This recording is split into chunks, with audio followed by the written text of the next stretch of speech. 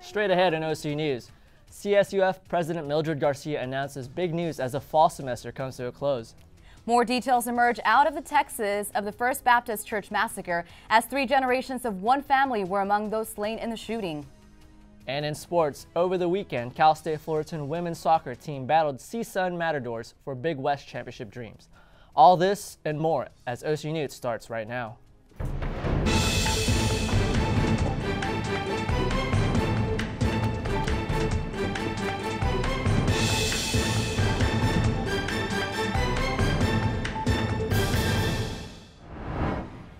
Thanks for tuning in to OC News. I'm Abby Fernandez. And I'm John Antonio. OC News is brought to you by the broadcast journalism students at Cal State Fullerton. Cal State Fullerton's President Mildred Garcia announced this morning that she will leave her position at the university effective January 2018. OC News reporter Cassidy Jo Fortin is live on campus with the very latest. Cassidy Jo? Today, President Mildred Garcia announced that after 6 years as president of CSU Fullerton, she has accepted a job as president of the American Association of Schools and Universities. This job will begin in January of 2018. Let's take a look back at some of her accomplishments here at Cal State Fullerton.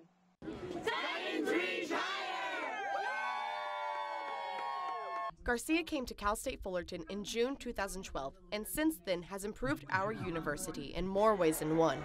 Some of her greatest accomplishments include a 65% improvement in four-year graduation rates, establishing the university as #1 in California for awarding bachelor's degrees to Hispanics, and just this year is currently presiding over the largest enrollment in the university's history. Candidates, you may now move the tassel from the right side of the cap to the left. Congratulations! Felicidades! In an email she addressed to students, Garcia said, quote, "My decision to accept the AASCU presidency stems from the fact that I have seen up front the transformational power of state colleges and universities through the work we accomplished at Cal State Fullerton," end quote.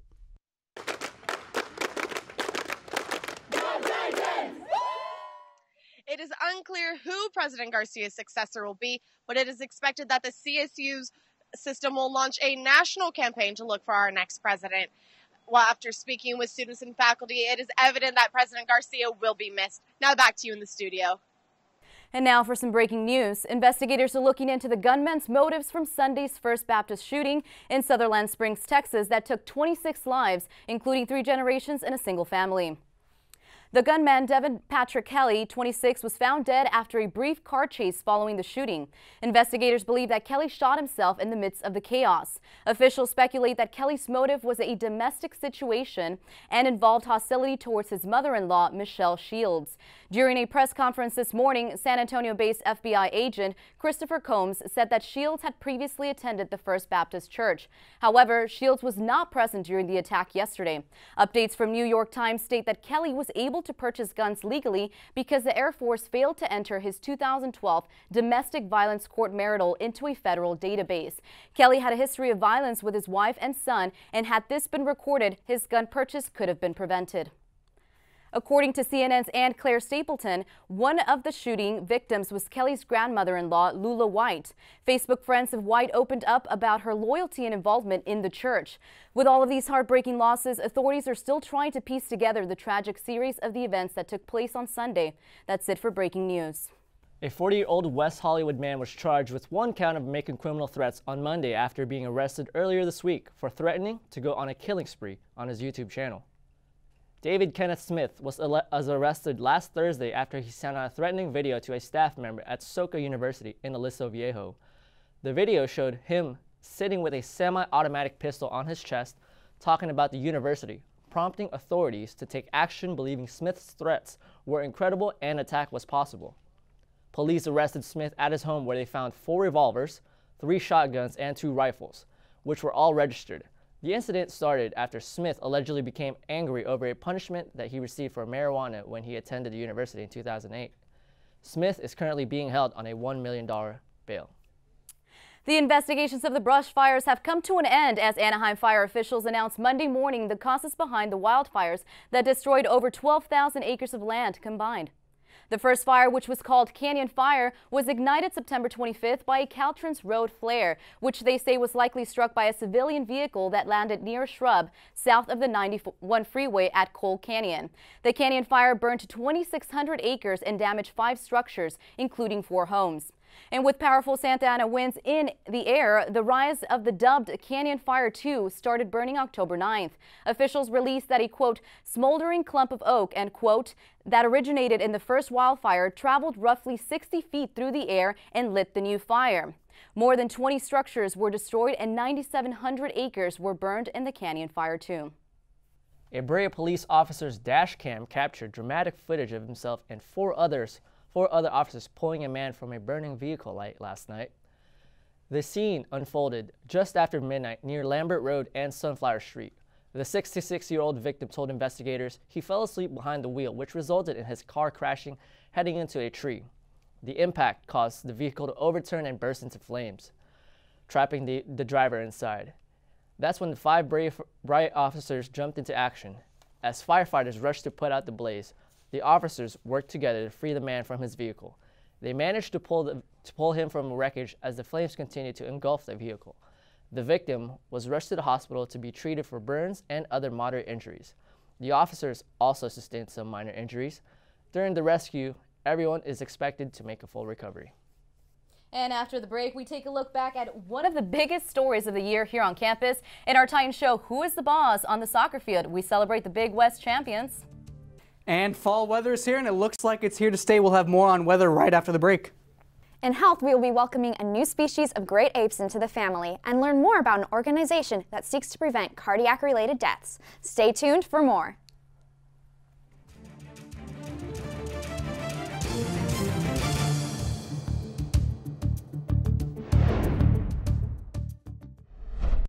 Bye-bye. Hi. Hoping for a crisp breeze to help keep you alert. Oh, he took a sip of water too. That'll probably help. You were probably gonna turn down the radio too, so you could focus, right? Probably okay isn't okay. Right? If you see a warning sign, stop and call a cab, a car, or a friend. I think the water line is what really drove it home. I blew on him.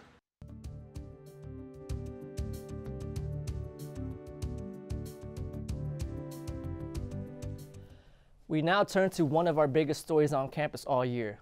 Last Tuesday, Milo spoke on campus as part of his Troll Academy tour. The controversial speaker was met with protests and hundreds of police. Reporter Stephanie Stevenson was on the scene and has the story. 800 people came out to see the most controversial speaker of the year at Cal State Fullerton. The day is finally here. It's Halloween night, and Milo is speaking at Cal State Fullerton in the TSU at 6 o'clock. As you can see behind me, lines are already forming and people have been waiting for hours to see him speak. On the other part of campus, you can find a Unity Block Party and other peaceful protests.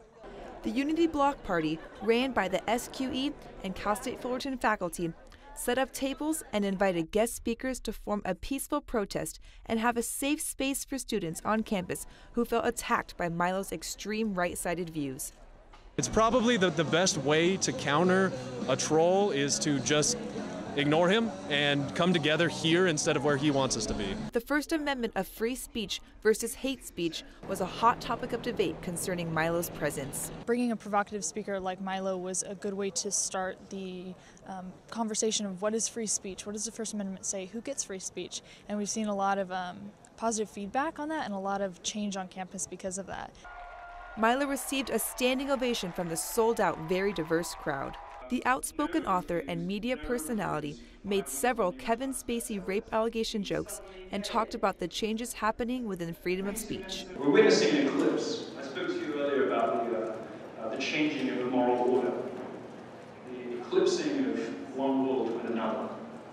Well, for 30 years, progressives and social justice warriors have been able to terrorize and intimidate and bully us with this obsession about the right and wrong language that we use in public. That is changing. Trump's election, successive. The Troll Academy tour continues next month in Sydney, Australia. Reporting for OC News, I'm Stephanie Stevenson. And now for the students' reactions to Milo Yiannopoulos' appearance on campus, we go to Chanel Riggin, who was on the scene. In just a few short hours, controversial figure Milo Yiannopoulos is set to speak on the campus at Cal State Fullerton, leaving the school in a state of divide. Justice! Now! On Tuesday, October 31st, controversial figure Milo Yiannopoulos spoke on the campus of Cal State Fullerton to a sold-out show as a stop on his Troll Academy tour. Tensions ran high as students from both sides arrived to partake in the events taking place on campus. I don't think he should be allowed to speak because it's like he's not here to send a positive message. I didn't see any Trump supporters fighting anybody. It's just the people that don't like the president that are actually getting physically violent. Those in opposition of Yiannopoulos' alt-right views hosted a unity block party in the Center Quad, while others gathered in protest outside of the Titan Student Union to show their disapproval of his presence on campus. All with the intent of spreading the message that Cal State Fullerton was a place of unity and acceptance. We're not necessarily going against what's happening on the other side of campus, but we do stand for diversity. We do stand for women empowerment, and he is attacking that way, but we're not attacking him in any way. That's why we like this environment. Everybody has the right to speak, and there's nothing wrong with having people you disagree with. The question is that the best person to invite? There's an awful lot of controversial speakers whose ideas are worth discussion. Their ideas are legitimate policy differences. They're not just hate speech or entertainment value speech. So on the one hand, we want to protest the hate speech, but more importantly, you want to demonstrate support for the other values, for the values of inclusiveness, or the values of equality. Cal State Fullerton worked with local police in an attempt to keep the peace as more than 800 people showed up to listen to Yiannopoulos speak.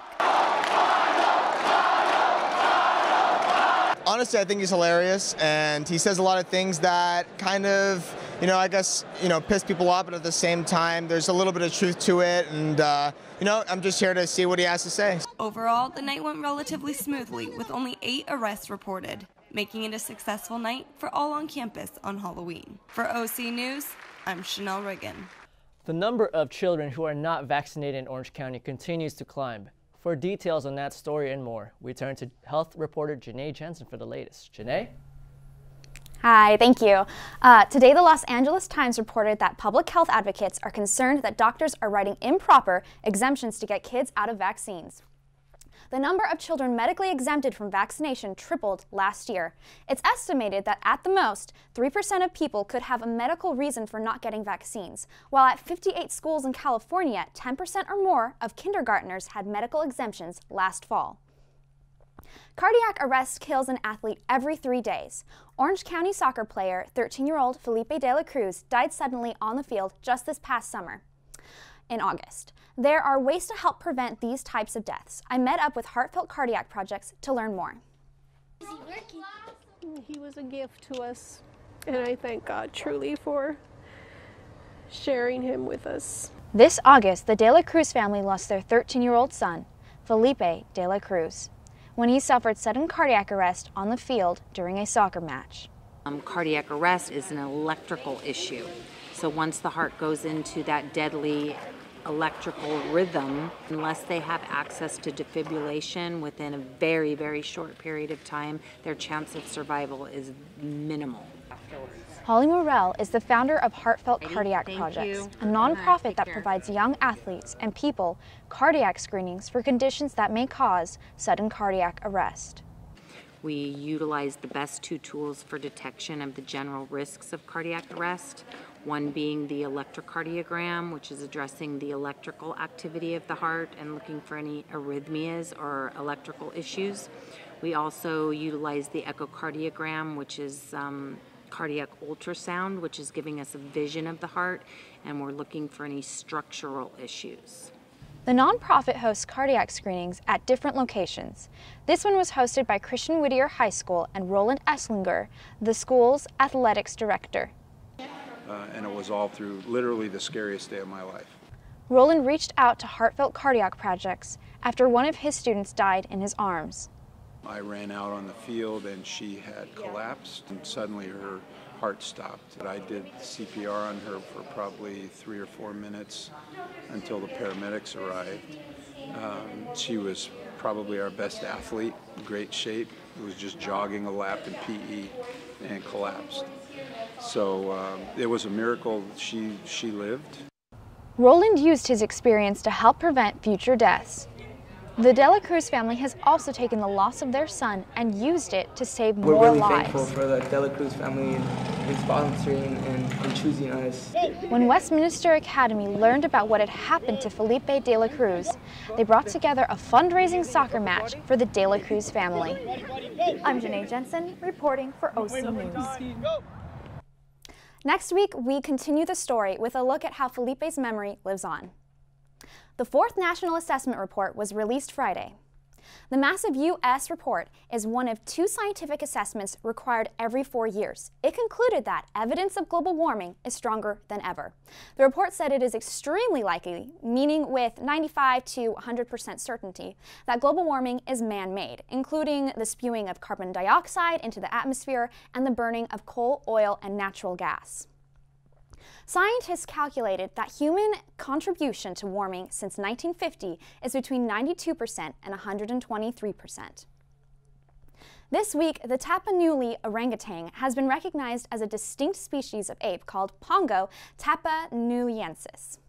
It has made the number of great ape species alive today jump from 7 to 8, as it is very distinct from Sumatran and Bornean orangutans. A study of the Tapanuli orangutan began November 2013 when a group of villagers in the South Tapanuli district of North Sumatra engaged in orangutan-human conflict. After the orangutan died, scientists studied his remains, comparing it to 34 other adult male orangutans. They found enough differences that the Tapanuli orangutan, they decided to conclude it represented a separate species. But conservation measures need to be taken soon, or the species may disappear due to habitat loss and inbreeding. Well, that's all I have for you in Health News today. Thanks, Janae. So, Southern California has some beautiful skies and even cooler weather. Let's fall back and go over to our weatherman, Lucas Der Muggerdichian. Thank you so much, Abby. Said the name just perfectly, by the way. You know what? It's November, and all over Facebook, all I see is I'm thankful for this, I'm thankful for that. And you know what? I wanted to say what I'm thankful for today. I'm thankful that we're not in 100-degree temperatures like we were just a little bit ago. We have some beautiful temperatures, some beautiful skies, just like Abby said. But you know what? Let's start off with our national temperatures first. Just like I said, 70 degrees in Southern California, and it's kind of like this weird little bipolar thing where we have warm temperatures in the south, and then all up here in the north, in the northwest, and the northeast, we have these nice cooler temperatures like 45 in Seattle, 19 degrees and snowing in Billings. It's beautiful. But then we take a look down over here in the south, and we have all these warmer temperatures, 79 degrees in Atlanta, 77 degrees in D.C., but it's okay. We're going to be getting some changes if you're in those warmer areas. From the top, from the Arctic Circle, there's going to be some cooler temps that will be coming in. If we can change over to the next graphic over here, we'll see those cooler temperatures come in, and they'll start to affect all of those regions that are really warm right now. So you'll see cooler temperatures in the 60s, like in Atlanta and Charlotte and Nashville. So the 3-day weekend, this will all be by Thursday. So you'll see some nice temperatures for Veterans Day. You can go out and enjoy your time with your family. But let's go ahead and take a look over at our current temperatures here in Fullerton. 69 degrees currently right now. It was beautiful today, was it not? Blue skies were smiling at me. Nothing but blue skies do I see, and I love it. Tonight, 55 degrees, is going to get lower. Wind 7 miles per hour, not very high at all. 47% humidity. And guess what, ladies and gentlemen? It's dark outside, but hey, we got an extra hour of sleep because of it, and that's what I like. Let's go ahead and take a look at our 5-day forecast for the rest of the week. Nice 70-degree temperatures, mid-70s to high 70s all across the board here, except for on Friday. It'll get a little bit cooler. You'll see sun, you'll see clouds. Just go with it. But it's going to be nice. You're going to feel cool, especially at night. Have a sweater with you. But hey, it'll be a good 3-day weekend, I think. You know, what are your guys' plans? My plans, gosh, I don't know. I have to think about that, but it will be a nice weekend indeed. Well, I'm going to sleep in. It's a good way to sleep in. So. He has it all figured out here, John. All right, well, thanks, Lucas. Well, coming up, if traffic in SoCal stresses you out, you're not alone. And we have a lot to celebrate on campus. Congratulations to the Titans women's soccer for winning the Big West Conference over the weekend. I'll have more details for you after the break.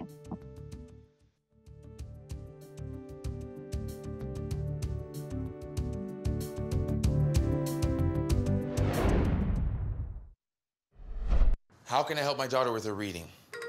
Searching for help with dachshund breeding. No. Let me try. Sarah's bright, but when she's reading, she has trouble sounding out words. Playing world music.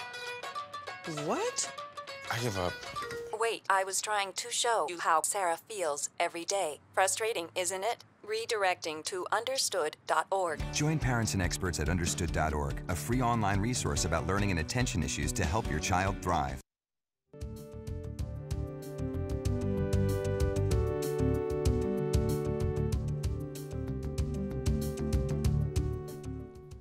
In sports, it was a big weekend for our two LA teams and for our Cal State Fullerton athletics.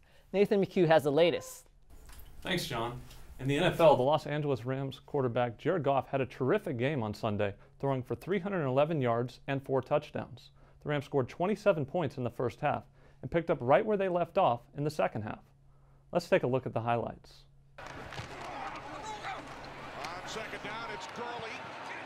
Fights his way to the goal line. He's in. Touchdown, Rams. Has a touchdown today. Goff gets rid of it. End zone touchdown. Second of the game for Robert Woods. On film. Exactly. From an individual player standpoint, Gurley, touchdown. His second in this third quarter. The Rams defeated the New York Giants 51-17 to improve to 6-2 on the season and are atop the NFC West Division. The Rams host the Houston Texans next Sunday at the Los Angeles Memorial Coliseum. In the NBA, the Los Angeles Lakers played the Memphis Grizzlies at Staples Center on Sunday night. Lakers center Brook Lopez had a great all-around game with 21 points, 5 assists, and 2 blocks. Let's take a look at the highlights. Lakers quickly into the front court. What a pass. Kuzma dunks it. Shake and bake. Lopez thinking about a three, taking a three, making a three. Wow. Look at him. They're just going to give him that three if he wants it. Ingram, he wants the basket. He's going to get it again. And the foul. Free throws for a basket. Caldwell Pope leans in. He's got it. Pentavious Caldwell Pope. The Lakers upset the favored Grizzlies 107-102, improving to 5-5 on the season. Their next game will be against their arch rival, the Boston Celtics, on the road on Wednesday night. Titans men's soccer defeated UC Riverside 2-1 in the Big West semifinals on Saturday, clinching their 4th straight berth in the Big West Championship. Junior forward Samuel Goney got the scoring started with a goal in the 26th minute. UC Riverside netted the equalizer in the 58th minute on a penalty kick by Daniel Aguirre, before senior midfielder Nico Diamato scored the game winner for the Titans in the 69th minute. Up next, men's soccer travel on the road to play UC Davis in the Big West Championship game on Saturday, November 11th at noon. Our men's soccer had a great weekend. Our women's soccer had an even better one. Stephanie Stevenson is live at Titan Stadium with details about women's soccer's big win over the weekend. Congratulations to the Titans women's soccer for winning the Big West Conference over the weekend. Now I'm here at Titan Stadium, but the Titans played at Northridge on Matador Field against CSUN. It wasn't until the 56th minute that junior Neo Aranzo scored off a corner kick, making the score 1-0. But not long after that, CSUN scored off a penalty kick, making the score 1-1. The game went into double overtime with neither team being able to take the win, which resulted in penalty kicks, and the Titans were accomplished winning with 4-3. This takes them to the NCAA tournament this Saturday at 1 p.m. at Pepperdine. Good luck, ladies. I'm Stephanie Stevenson. Back to you at the desk. Thanks, Stephanie, and congratulations to our women's soccer team on their amazing accomplishment. That will do it for sports for today. Back to John and Abby at the desk. Southern California drivers found themselves at the top of a list that no one wants to be on, the ranking of the nation's most stressful commute. The Robert Half Employment Agency studied major U.S. metro areas that had the longest commutes and the most anxiety-inducing trips. Los Angeles came first, beating out Miami and Austin. The average L.A. commuter spends 104 hours stuck in traffic per year. Well, that's it for this week's show here at OC News. Tune in every Monday at 5 p.m. for the latest updates in Orange County. I'm John Antonio. And be sure to follow us on social media at OC News CSUF for updated breaking news and behind-the-scene looks on what goes on in the studio. I'm Abby Fernandez. You have a good night.